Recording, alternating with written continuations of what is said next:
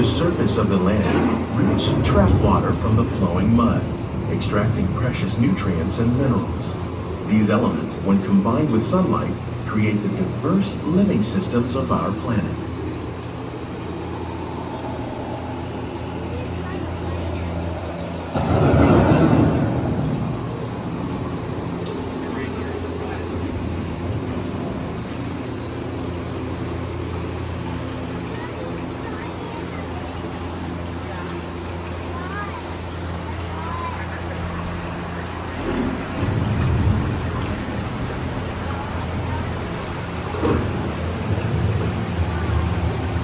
One of those living systems is the rainforest, home to the most amazing concentration of life on our planet.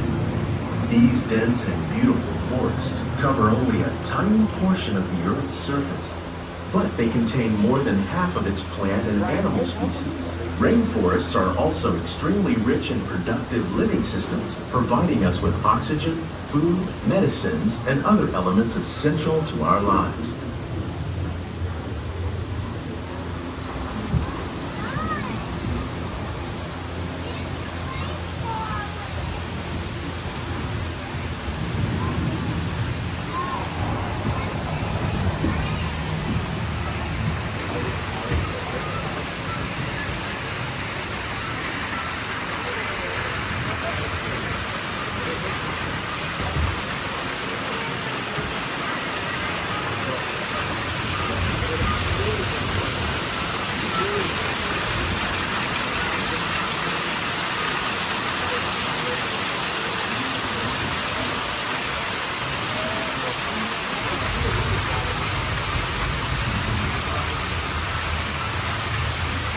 In the desert, nature has created a very different and no less beautiful living system.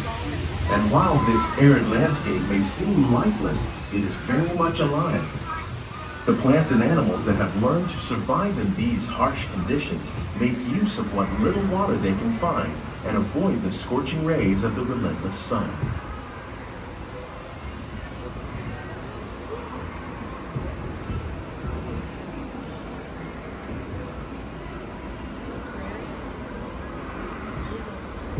The American prairie once appeared as desolate as the desert, but over time, rainwater and nutrients gradually penetrated the hard surface of this land.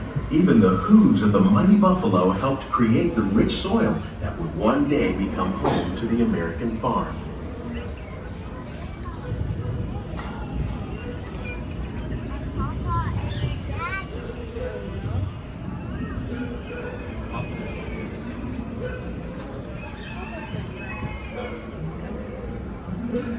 Of all the forces at work on the land, humans have had one of the most profound effects.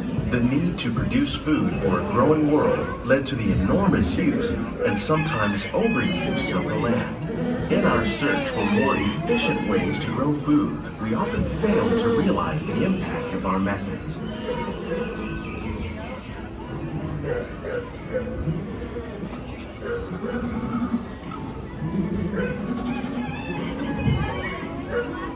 Today, we're learning to live with the land, discovering better ways to grow food that will assure both human and environmental well-being.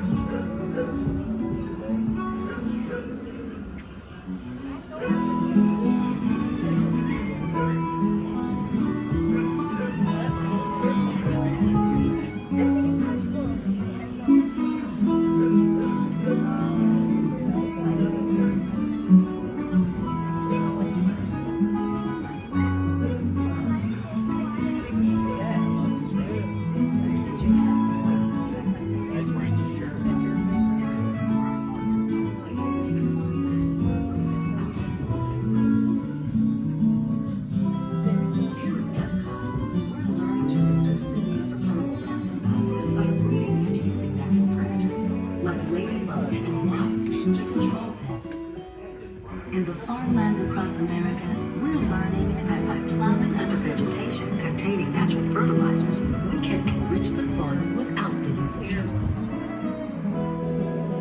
In arid regions, we're learning to produce food on desert seacoasts by developing and planting crops that thrive on salt water. In Japan, we're learning that by mixing leaves and other living materials into our soil, we can make farmland more fertile without the need for chemicals. How will we meet tomorrow's growing needs for food production, yet still respect the needs of the land? Some of the answers are being discovered just ahead. To help us maintain these carefully controlled ecosystems, and for your safety, please remain seated in your boat at all times.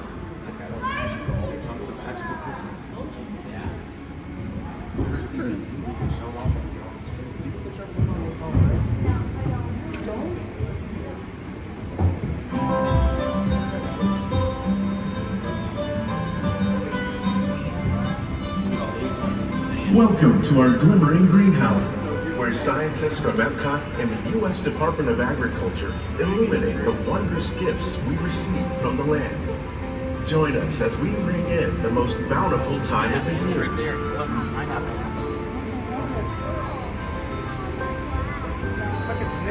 For some, it's difficult to imagine the holidays without winter and snow, but one of the most important holiday crops actually grows in the tropics. For centuries, farmers in Central America have cultivated cacao to make chocolate. In fact, cacao is chocolate's main ingredient. Today, people around the world are able to enjoy a variety of sweets and keep warm with a cup of hot cocoa, thanks to this tropical plant.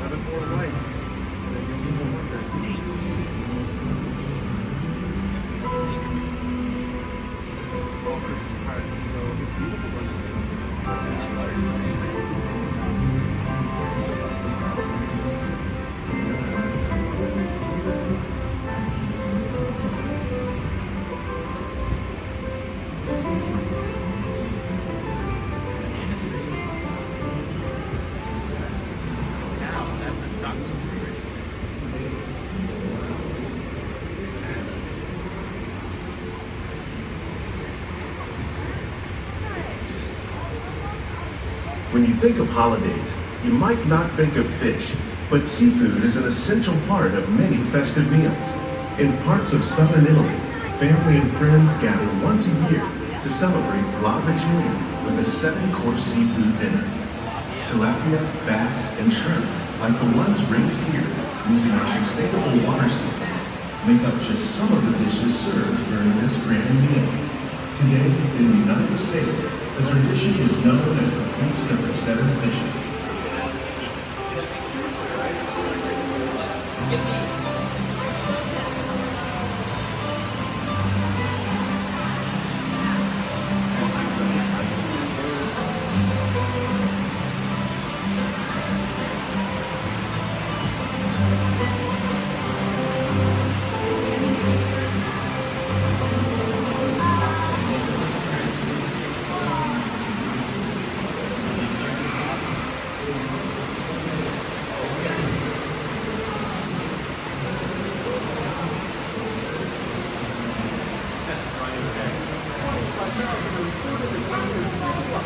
Citrus, like the oranges grown here, are common in Florida, but in northern Europe, where fresh fruit is rare in winter, they're much harder to find, making them an extra special stocking stuffer. During Chinese New Year, these vibrant fruits are given as gifts of good fortune.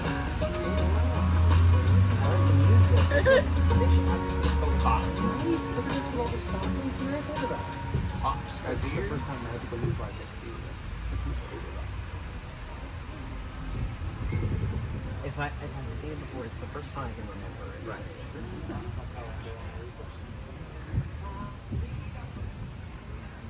They say it's better to give than to receive. And in this greenhouse, we're celebrating the holidays by giving back to the land using innovative farming techniques. By recycling water, we can give plants rich nutrients. By giving plants ladybugs, we're able to control pests and reduce the need for pesticides. And by growing ground plants vertically, we give them better protection from disease.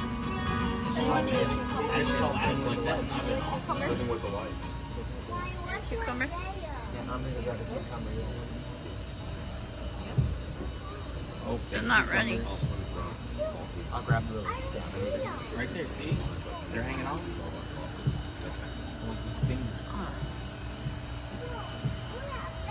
Lettuce. Lettuce, more NFTs. There's water running underneath there with some stuff inside of it, and the lettuce grows just in water. With these gifts, our plants can grow an abundance of festive vegetables. This greenhouse alone grows a bountiful 15 tons of produce each year. When we give more, we receive more, making the most of the land's green gifts.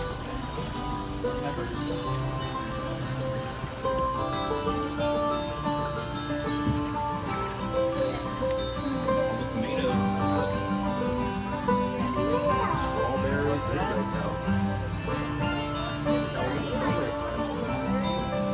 There's the cucumbers there. Microgreens. Many of the plants you see here help spice up the holidays. The bark of cinnamon trees, like the one growing beside you, is used to make cinnamon sticks. Do you like eggnog? You can thank nutmeg for its signature taste. Other spices, like ginger and vanilla, add flavor to a variety of holiday cookies, cakes, and other delights. By cultivating these festive plants with care and good cheer, Epcot scientists are able to celebrate the holidays with the land's many gifts.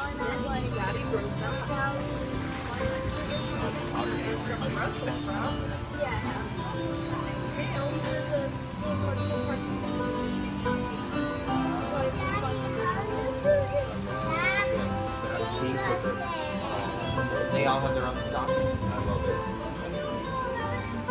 Biotechnology lab, that is brilliant. Really cool. Middle finger. Every now and then, Happy Wednesday, every now and then, I see someone working. You can, I know, it's like an actual, like, wow. It's the one day We're you're gonna go on that today. These greenhouses represent just a fraction of the work being done worldwide to produce bountiful harvests for our growing population. Scientists